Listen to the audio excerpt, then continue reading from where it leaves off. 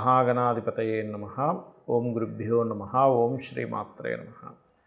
అరుణాం కరుణాతరంగితాక్షీం ధృతపాశాంకుశపుష్పబాణచాపాం అనిమాదిభిరావృతాం మయూకైః అహమిత్యేవ విభావయే భవానీం. శ్రీమాత్రే నమః.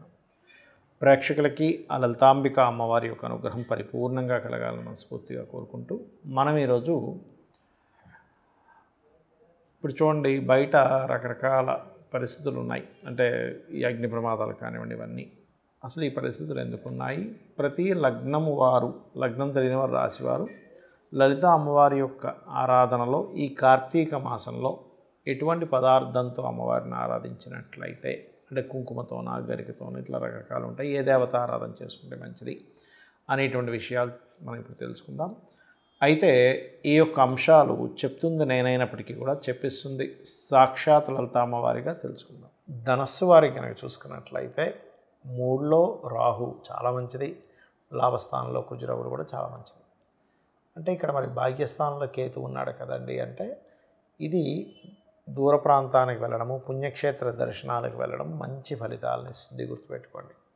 అలాగే లాభస్థానంలో రవి కుజులు ఉన్నందుకు ఎలాగైనా సరే ప్రయత్నం చేసి మరీ సక్సెస్ను పొందుతారు.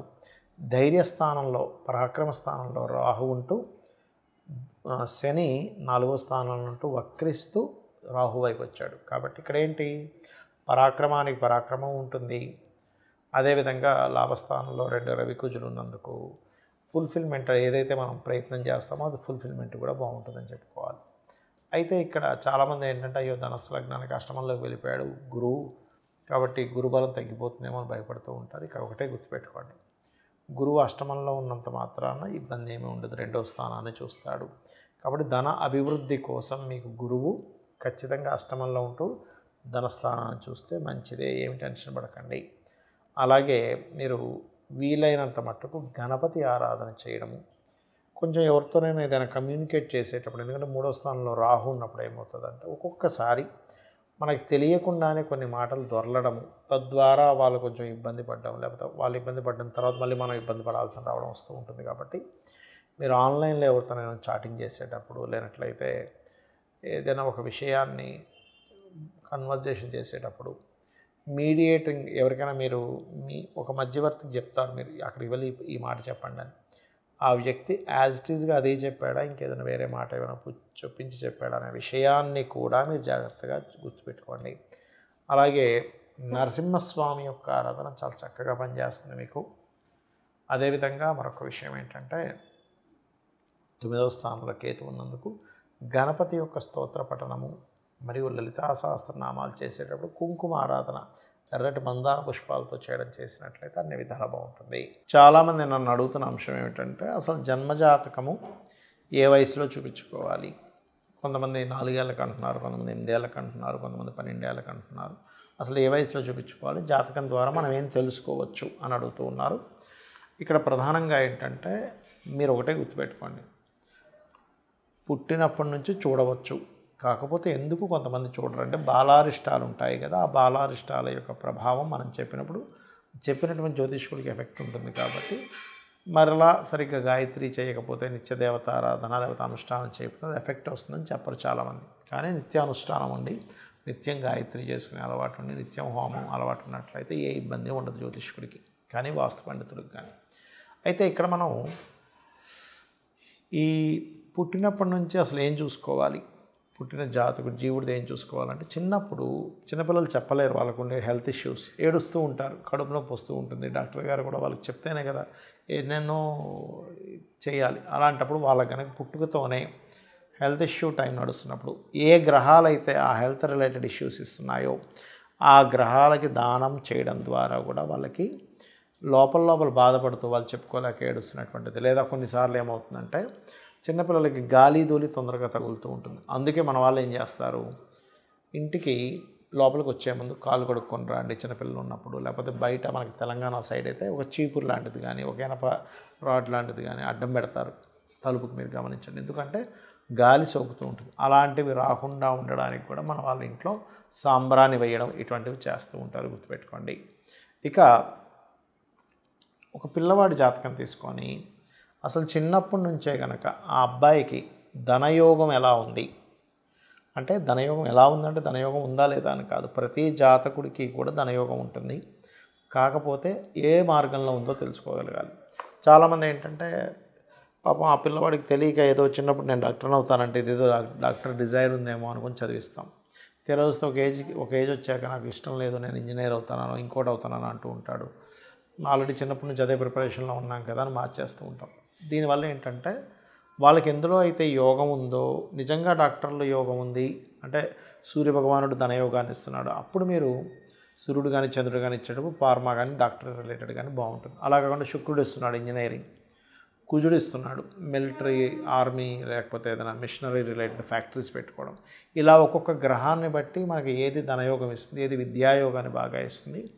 చిన్నప్పుడు పిల్లలు చదవకపోతే మనం చిరాకు పడుతూ ఉంటాం, బాగా తెలివితేటలు ఉన్నాయండి కానీ ఎందుకు చదవట్లేదు. విద్యా సంబంధించిన విషయంలో నెగేట్ చేసేటువంటి మహాదశలు నడుస్తాయి.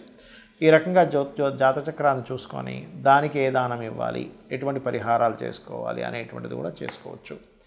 అలాగే మరొక విషయం ఏంటంటే, ఇక్కడ ఈ యొక్క ఈ గ్రహాలకి సంబంధించినటువంటి అంశంలో ప్రధానంగా మీరు అర్థం చేసుకోవాల్సిన అంశం ఏంటంటే, ఇది ప్రతి దగ్గర కూడా మనం పూర్వజన్మలో చేసుకున్న కర్మ ఆధారంగా వస్తుంది. అంటే కానీ గ్రహానికి మనం మీద ఎటువంటి కోపం కానీ ద్వేషం కానీ ఏమీ ఉండదు. మనం పాస్ట్ లైఫ్లో ఏ కర్మ చేసామో, విద్యా సంబంధించిన విషయంలో ఇబ్బంది ఇచ్చామో, ఈ సమయంలో విద్యా విషయంలో ఇబ్బంది ఉంటుంది.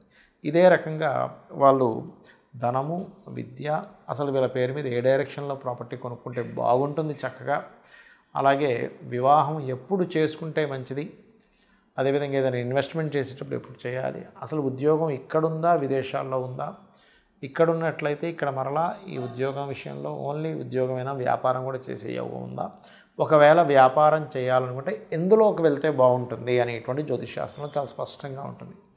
అంటే ఈ వ్యాపారంలోకి వెళ్ళడం ద్వారా బాగుంటుంది. అయితే అక్కడ బాగుంటుందని మళ్ళీ అక్కడ మీరు స్వయంకృప అపరాధాలు చేస్తే మాత్రం ఏం చేయలేం.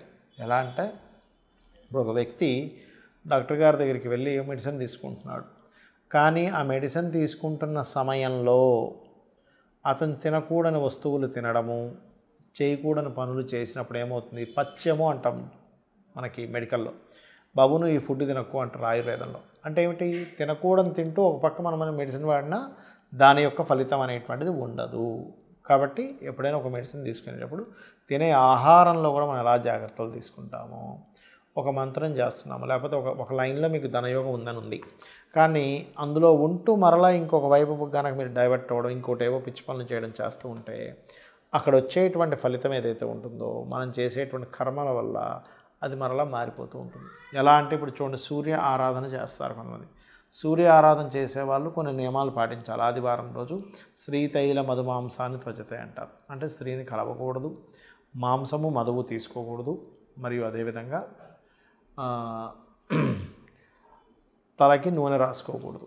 అంటే ఏంటి, ఇక్కడ జాతక చక్రంలో మనకి ఏ ప్లానెట్ స్ట్రాంగ్గా ఉంది, దానికి తగ్గట్టుగా మనం ఏం చేస్తున్నాము, మన లైఫ్ బాగుండడానికి ఒక జ్యోతిలా కనబడేటువంటిది, అంటే జ్యోతిలాగా మనకి కనబడుతూ వెలుగునిచ్చేటువంటిది జ్యోతిషశాస్త్రం. కాబట్టి తద్వారా మనం తెలుసుకోవచ్చు. అయితే ఇక్కడ చాలామంది ఏంటంటే, ఏమండి మరండి కరెక్ట్ జ్యోతిష్కులని ఎలా కనిపెట్టాలి అంటే, ఖచ్చితంగా వాళ్ళు మీ ఇంట్లో ఉండే వాళ్ళ తత్వాలు చెప్పగలుగుతారు నిజంగా జ్యోతిషశాస్త్రంలో.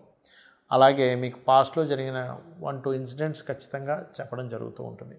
మీ యొక్క తత్వం, మీ ఇంట్లో వాళ్ళు ఉండే తత్వం, మదర్, ఫాదర్, పిల్లల దగ్గర నుంచి, అదేవిధంగా మీ భార్య, మీకు ఒకవేళ పెళ్ళైతే భార్య లేక భర్త యొక్క తత్వం తెలుస్తుంది, మ్యాచ్ అవుతుంది. ఒకవేళ మ్యాచ్ కానట్లయితే ఎక్కడైనా లగ్న సంధి పడిందేమో కూడా చెక్ చేసుకుంటారు. సో ఒకటే గుర్తుపెట్టుకోండి, మీ జాతకం ఎలా ఉన్నా ఒకటే, అమ్మవారిని గట్టిగా పట్టుకొని, అంటే అమ్మవారి యొక్క ఆరాధన చేస్తూ ప్రతిదీ కూడా అమ్మవారికి సమర్పిస్తూ మీ యొక్క జీవితాన్ని గడపండి. ఖచ్చితంగా ఆనందమయంగా ఉంటుంది మీ యొక్క జీవితం. శ్రీమాత్రే నమః.